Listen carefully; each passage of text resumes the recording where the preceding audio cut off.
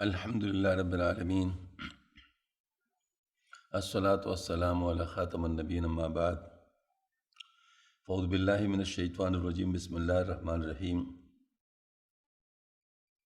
قل ان کنتم تحبون اللہ فاتبعونی یحببکم اللہ۔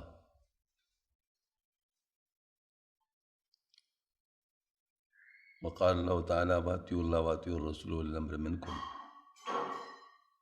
وقال اللہ تعالیٰ ومن اطاع الرسول فقد اطاع اللہ، صدق اللہ العلی العظیم وصدق رسول النبی الکریم۔ معزز خواتین و حضرات، اتوار کے دن ہمارا معمول تھا گزشتہ کچھ وقت سے کہ اس میں مسنی مولانا روم کا درس ہوا کرتا تھا اور منگل کو بھی ہوتا تھا، لیکن اس سے پہلے ہمارے معمول تھا کہ ہم اتوار کے دن عام بیان کیا کرتے تھے، بلکہ بعض دفعہ ہمیں باہر جا کر بیان کرنا ہوتا تھا، یعنی باہر مختلف جگہوں پہ، جو مختلف حالات کی وجہ سے رک گیا تھا۔ اور پھر حضرت مجد الفسانی رحمۃ اللہ کی تعلیمات چونکہ ہمیں ذرا جلدی ان کو پورا کرنا تھا، اس وجہ سے اتوار کا بیان بھی اس کے لیے وقف کر دیا تھا، مجد صاحب رحمۃ اللہ علیہ کی تعلیمات کے لیے۔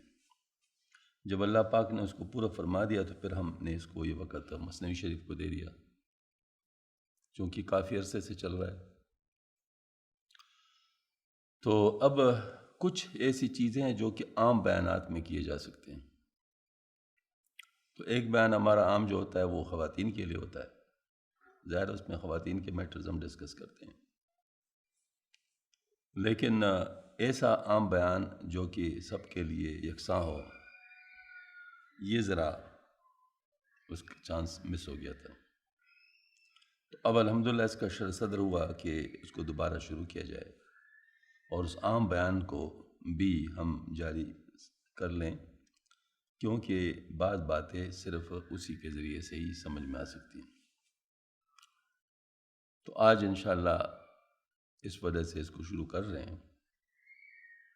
ابھی میں نے جو آیت کریمہ تلاوت کی ہے وہ اس میں اللہ پاک فرماتے ہیں قُلْ إِن كُنتُمْ تُحِبُّونَ اللَّهَ فَاتَّبِعُونِي يُحْبِبْكُمُ اللَّهُ، کہہ دو اے میرے حبیب اپنی امت کو، اگر تم اللہ کے ساتھ محبت کرنا چاہتے ہو، فَاتَّبِعُونِي، بس میرا اتباع کرو، یحببکم اللہ، اللہ پاک تم سے محبت کرنے لگے۔ یعنی اللہ پاک نے اپنی محبت کو حاصل کرنے کا، یعنی اللہ کے ساتھ محبت کرنے کا جو طریقہ بتایا وہ یہ تھا کہ آپ صلی اللہ علیہ وسلم کی سنت کی پیروی کی جائے۔ تو یہ اللہ تعالیٰ کی محبت کا بہترین طریقہ ہے، اور جس کے ذریعے سے انسان اللہ پاک کا محبوب بن جاتا ہے۔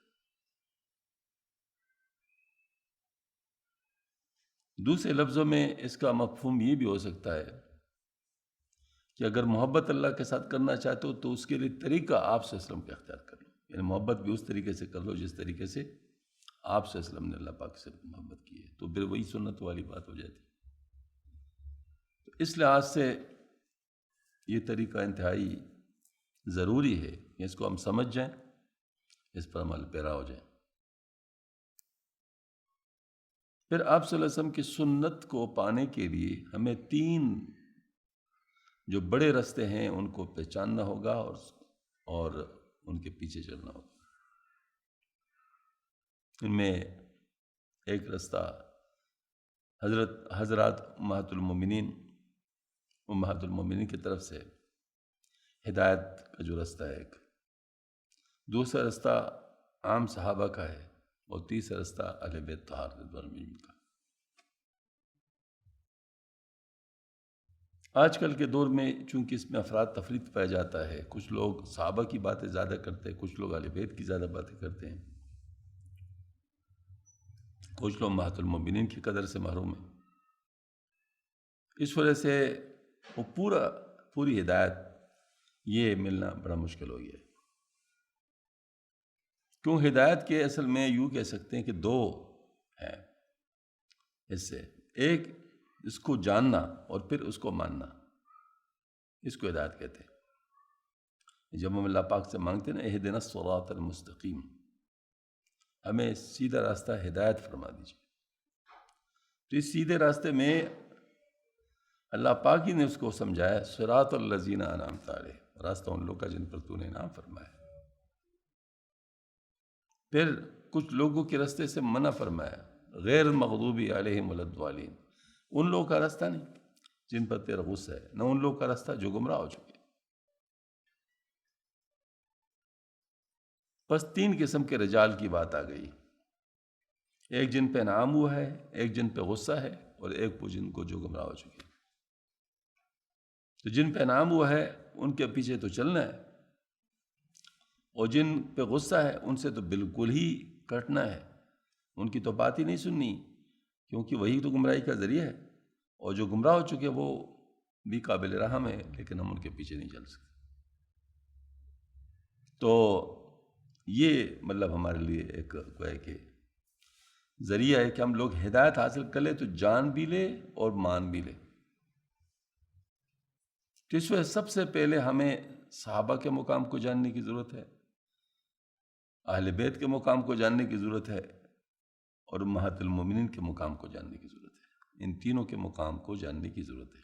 پھر ان تینوں کی ہم کس طرح مانیں گے یہ ایک الگ بات ہے، تو تینوں کو جاننے کی پہلے کوشش کرنی چاہیے۔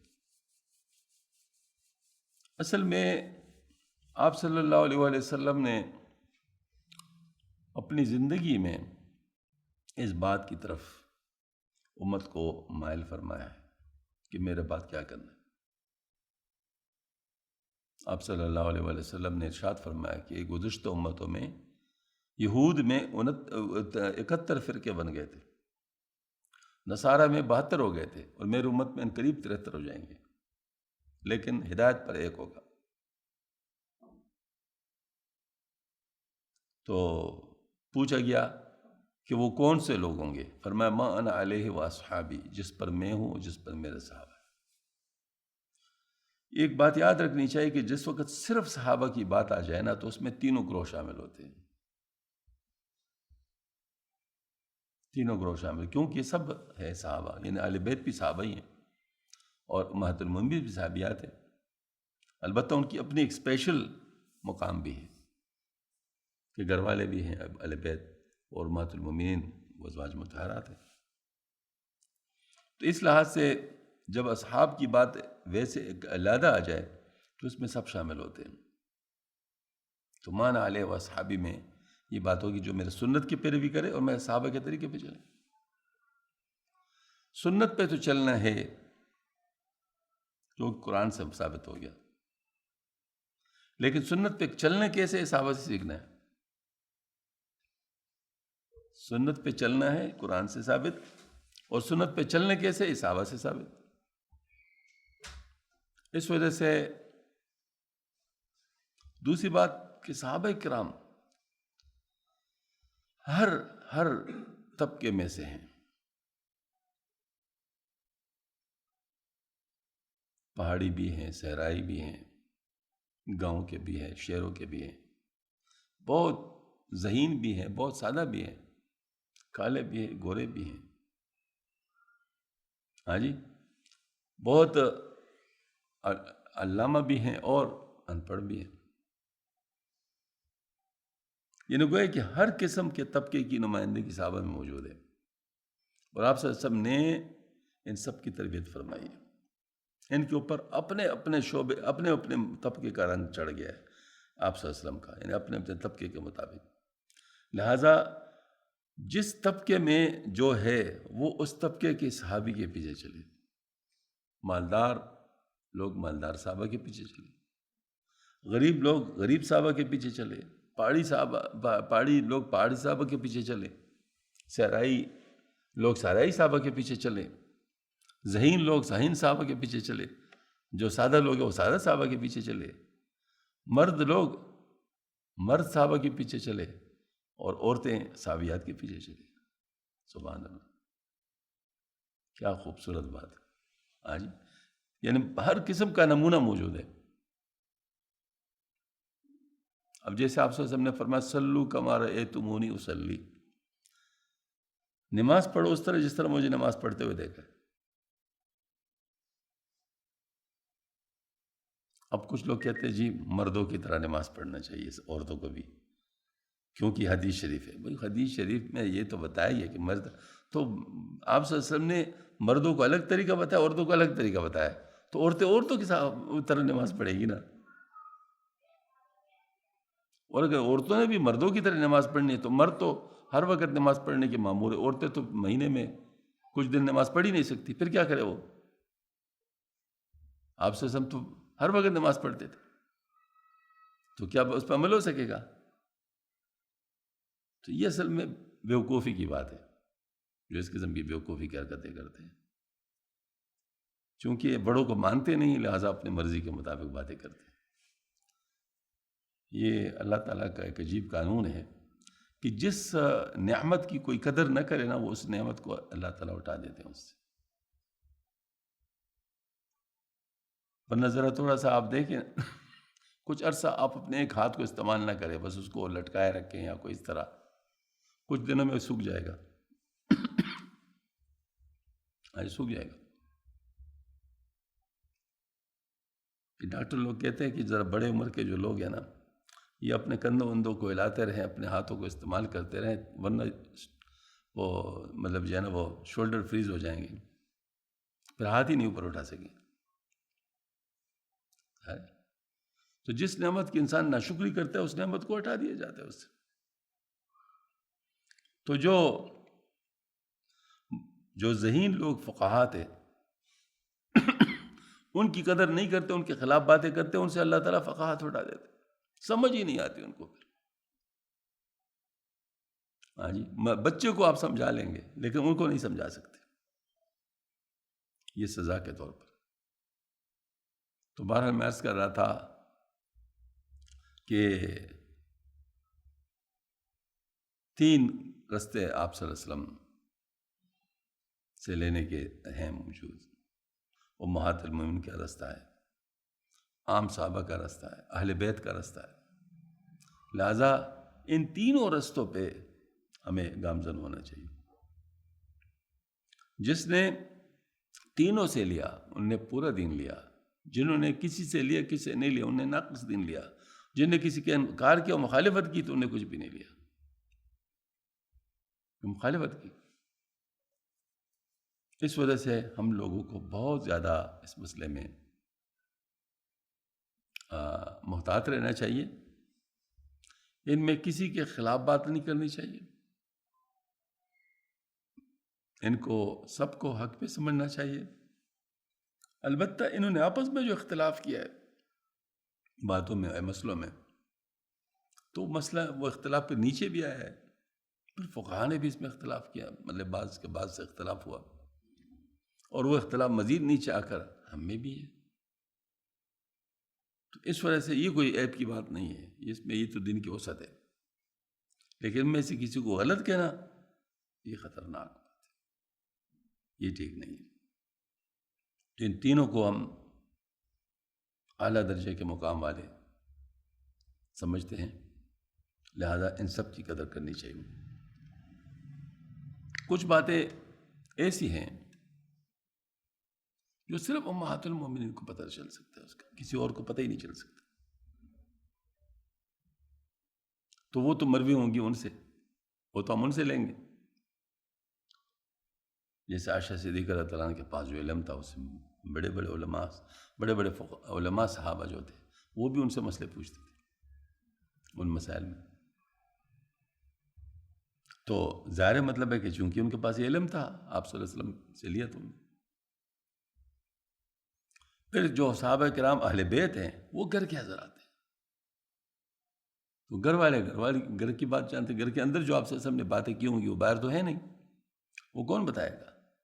وہ تو فاطمہ رضی اللہ عنہ بتائے گی، علی رضی اللہ عنہ بتائیں گے، حسن رضی اللہ عنہ بتائیں گے، حسین رضی اللہ عنہ بتائیں گے، وہ تو وہی بتا سکتے۔ تو وہ بھی بات ہو گئی۔ پھر اس کے بعد جو عام صحابہ سفر حضر میں شامل، وہ باتیں ہم ان سے لیں گے۔ جیسے غار ثور میں حضرت ابوبکر صدیق رضی اللہ عنہ تھے، تو اس کے حالات ہم کس سے جانیں گے؟ وہ ظاہر ابو بکر صدیق رضی اللہ عنہ سے ہی جانیں گے، کوئی اور تو ہمیں نہیں بتا سکتا۔ تو جو سفر ازل میں ساتھی تھے صحابہ کرام، ان سے ہم آپ صلی اللہ علیہ وسلم کی اس حصے کی زندگی کے جو نا مطلب معلومات حاصل کریں گے۔ تو یہ اخبار کہلاتے ہیں، یعنی ہمیں جو معلومات ہو جائیں کہ آپ صلی اللہ علیہ وسلم نے اس موقع پہ یہ کہ آپ صلی اللہ علیہ وسلم، ان کو اگر آپ صلی اللہ علیہ وسلم سے متعلق ہو تو احادیث رسول کہتے ہیں، اور اگر صحابہ سے متعلق ہو تو آثار صحابہ کہتے ہیں۔ یہ جو مطلب ہے کہ ہمیں اس سے علم حاصل ہوتا ہے کہ کیا کیا آپ صلی اللہ علیہ وسلم نے کس چیز کے بارے میں کیا فیصلہ فرمایا۔ لیکن آگے جا کر صحابہ کرام کے ان متفرق باتوں سے ہمارے لیے عملی نمونے اور نسخے تیار کرنا یہ فقہا کا کام ہے۔ بس آپ صلی اللہ علیہ وسلم سے نماز کے بارے میں جتنی باتیں مروی ہیں ان سب میں غور کر کے ہمارے لیے پورے نماز کا ایک طریقہ بتانا یہ فقہا کا کام ہے۔ ہم نے بتایا تو یہ جو مسئلے ہیں وہ ہم ان سے معلوم کریں گے، یہ فقہا کا کام ہے۔ اس لیے فقہا کی بھی قدر کرنی چاہیے، محدثین کی اس لیے کہ وہ آپ صلی اللہ علیہ وسلم کے اخبار کو جمع کرنے والے، فقہا سے اس لیے کہ فقہاء کرام اس پر غور و فکر کے ذریعے سے اس سے فقہی امور مستنبط فرماتے، لیکن پھر عمل کرنے کے لیے ہمیں ایک اور گروپ ہمیں وہ یعنی معاملات حاصل کرنی ہوگی، اور وہ ہے صوفیہ کرام۔ کیونکہ صوفیہ کرام کا کام اور ہے، مثلا عام عالم جو ہوگا وہ سب مسئلہ پوچھے مسئلہ ہی بتا دے گا، بس صورت مسئولہ میں یہ کرنا چاہیے، بس ان کا کام ختم ہو گیا، وہ کہہ دیں گے وما علینا الا البلاغ، بات پوری ہو گئی۔ لیکن صوفی سے جب پوچھیں گے نا تو وہ معاملہ اور ہوگا، وہ بڑے دل سوزی کے ساتھ آپ کو بتائے گا کہ کس طریقے سے آپ اس پہ عمل کر لیں، آپ کے بارے میں جانے گا کہ آپ کے مشکلات کیا ہیں، کہ اس لیے عمل نہیں کر سکتے، آپ کے لیے آسان کر کے بتائے گا، مختلف طریقوں سے کیس سٹڈیز بتا کر آپ کو سمجھائے گا۔ یہ آپ کو عام عالم یہ کام نہیں کر سکتا۔ پھر چونکہ آپ کا اس کے ساتھ واسطہ ہوگا اس بات کے لیے، تو آپ کی شخصیت کو پہچانتا ہوگا کہ آپ کس قسم کے ہیں، آپ کے لیے کس قسم کا نسخہ چاہیے۔ اور دوسری بات، آپ بھی اس کی بات پر سمجھنا شروع کر لیں گے، یعنی ایک دوسرے کو جان لیں گے۔ نتیجتاً یہ جو عملی فائدہ ہوتا ہے وہ صوفیہ کرام سے ہوتا ہے۔ پس جو صوفیہ کرام سے دور ہوتے ہیں ان کو اس چیز کی محرومی ہوتی ہے، بے شک وہ کتنے بڑا عالم کیوں نہ ہو، عالم ہونے کا مطلب تو اس کو پاس علم ہے، علم سے تو کوئی انکار نہیں ہے، لیکن اس پر عمل جو ہے نا وہ کیسے کیا جائے یہ پھر کوئی صوفی ہی بتائے گا۔ اس وجہ سے جتنے بھی ہمارے مشاہیر علماء ہیں جو صوفیہ بھی رہ چکے ہیں وہ اس چیز کو جانتے ہیں، اور وہ باقی لوگوں کو بھی نصیحت فرماتے ہیں۔ ہمارے دارالعلوم کراچی میں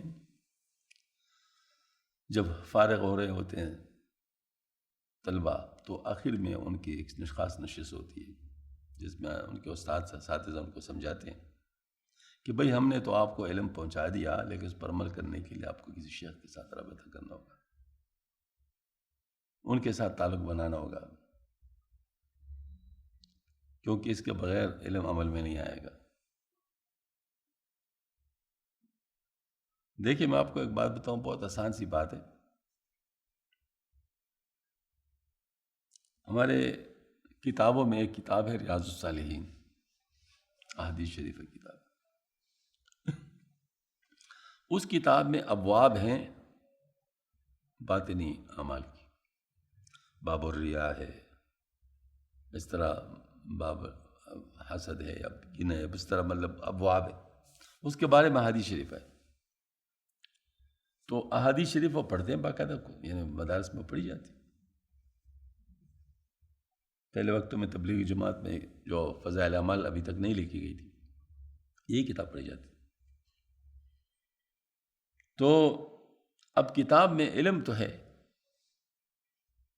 اب کوئی بڑا خطیب بھی خطبہ جب دیتا ہے تو کہتے ہیں میں تمہیں تقویٰ کی وصیت کرتا ہوں، لیکن صرف اسی پہ رک جاتے ہیں. اب وہ تقویٰ حاصل کیسے کیا جائے؟ یہ تو ایک پورا ایک میدان ہے عملی. مثال کے طور پر ایک آدمی کرکٹ نہیں کھیلتا ہو تو اس کو کرکٹ کا پورا علم حاصل ہو تو اس کو اگر اس میں اکاڑے میں اتار دے، اس میں میدان میں اتار دے تو کرکٹ کھیل سکے گا. ظاہر مطلب اس نے کھیلے ہی نہیں ہے تو کھیلے ہی نہیں تو کیا کھیل سکے گا؟ علم اس کے پاس اچھا خاصا ہوگا،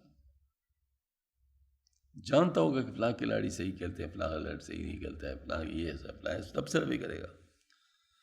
لیکن خود اگر آ جائے پچ پہ ایک بال بھی نہیں گر سکے، بگ سے اڑ جائے گا. تو یہی بات ہوتی ہے کہ علمی بات اور ہوتی ہے، عملی طور پر جب انسان کے سامنے چیزیں آتی ہیں اس کے لیے عملی طور پر کام کرنا ہوتا ہے. جیسے بال کے بارے میں نے کہا کہ اس کے مختلف داؤ پیچ ہوتے ہیں. صرف ایک بال تو سیدھی طریقے سے تو آپ کے سامنے نہیں آئے گا، آپ کی کمزوری کو سامنے دیکھے گا کہ اس کی کمزوری ہے، آپ کے سامنے ایسا بال کرے گا کہ آپ اس کو نہیں اڑا دے گا آپ کو. تو اس طرح شیطان بھی تو آپ کے ساتھ بالنگ کر رہا ہے نا. وہ آپ کو ایک طریقے سے تو نہیں مارے گا، وہ آپ کی کمزوری کو دیکھے گا، آپ کے نفس کو دیکھے گا کہ وہ کون سی کمزوری اس کی ایسی ہے جس کو میں نشانہ بنا دوں تو بظاہر ہے کلین پوٹ کر لیں. تو یہ مطلب ہے کہ یہ جو بات میں اصلی عرض کرتا ہوں کہ یہ چیزیں عملی ہے، یہ نظری باتیں نہیں ہیں، اس کے لیے عملی کچھ کرنا پڑتا ہے. تو اس کے لیے کسی شیخ کے پاس جانا پڑتا ہے. ہاں البتہ شیخ کون سا ہے اور کیسا ہے، یہ ایک علم ہے جو کہ انسان کو حاصل کرنا چاہیے، کیونکہ بغیر اس کے آپ صحیح شیخ تک نہیں پہنچ سکتے. آج کل کے حالات میں بہت مشکل ہے. اس کے لیے آپ کو شیخ کو پہچاننا ہوگا کہ صحیح شیخ کون سا ہے. تو سب سے پہلے عقیدے کو بچانا ہوتا ہے. تو ایسے شیخ کے پاس جانے جس کا عقیدہ صحیح ہو. بھائی جس بوتل میں جو پڑا ہوگا تو آپ اسے نکالیں گے تو وہی چیز نکلے گی نا. شراب کی بوتل سے شراب نکلے گی، زمزم کی بوتل سے زمزم نکلے گا. آپ شراب کی بوتل سے آپ کہے جی میں زمزم نکالوں، کیسے نکالیں گے؟ اس کے اندر جو کچھ ہے وہی نکلے گا. تو عقیدہ جس کا خراب ہوگا تو وہ آپ کو کیا صحیح بات بتائے گا؟ تو اس وجہ سے عقیدے کو سب پریفرنس دینا چاہیے کہ وہ شخص جو صحیح اہل سنت والجماعت کا. پھر طلب العلم فریضۃ علی کل مسلم، تمام مسلمانوں پر چاہے مرد عورتیں علم کا حاصل کرنا فرض ہے. تو وہ فرض درجے کا جو علم ہے وہ سب پر فرض ہے، وہ شیخ پر بھی فرض ہے، مرید پر بھی فرض ہے. تو کم از کم وہ علم تو اس کے پاس ہونا چاہیے. پھر علم عمل کے لیے تو اس پر عمل ہونا چاہیے. تو یہ تین باتیں تو ایسی ہیں کہ آپ کم از کم گمراہ لوگوں سے بچ جائیں، یعنی منفی سے بچ جائیں. آپ منفی سے آپ بچ جائیں. یہ تین کسی کے لیے کہ آپ منفی سے بچ جائیں. اس کے بعد مثبت کا کام شروع ہو جاتا ہے. مطلب یہ ہے کہ وہ شیخ جو ہے ایسا ہو جس کی صحبت کا سلسلہ آپ صلی اللہ علیہ وسلم کی صحبت تک پہنچتا ہو،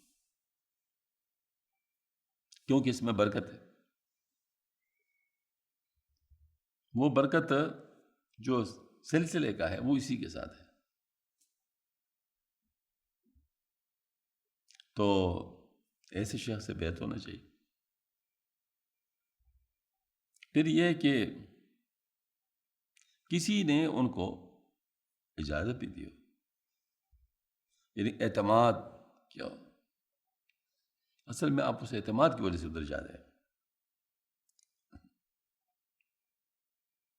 اس طرح صرف یہ باتیں ہو نہیں بلکہ اس کا نتیجہ بھی موجود ہو، اور نتیجہ یہ ہے کہ ان کی صحبت میں باقاعدہ اثر ہو، جو لوگ ان کے پاس بیٹھتے ان کو فوراً محسوس ہوتا ہو۔ ہاں جی، اور پھر یہ بات کہ مروت نہ کرتا ہو، اصلاح کرتا۔ اس مسئلے میں مروت نہیں چلتا۔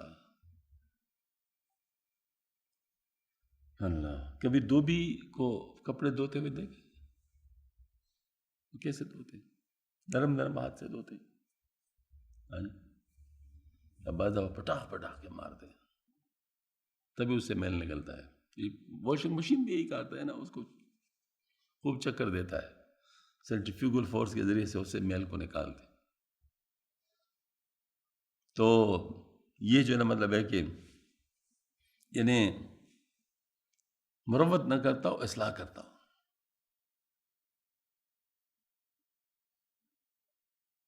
ہمارے حضرت تھانوی رحمۃ اللہ کے سلسلے میں اس پر بڑا زور ہے، اس میں غیرت ہے۔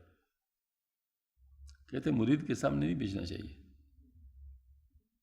شعر کی نظر رکھنی چاہیے اس کے اوپر، تاکہ جو ہے نا مطلب وہ کچھ حاصل کرے۔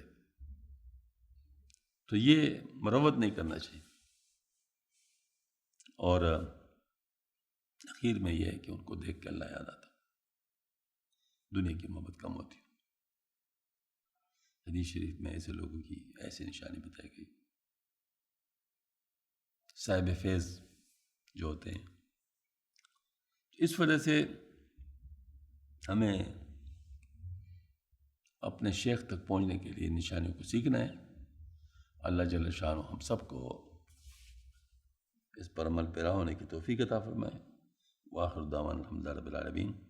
ربنا تقبل منا انک انت السمیع العلیم وتب علینا انک التواب الرحیم۔ سبحان ربک رب العزۃ عما یصفون وسلام علی المرسلین والحمد للہ رب العالمین۔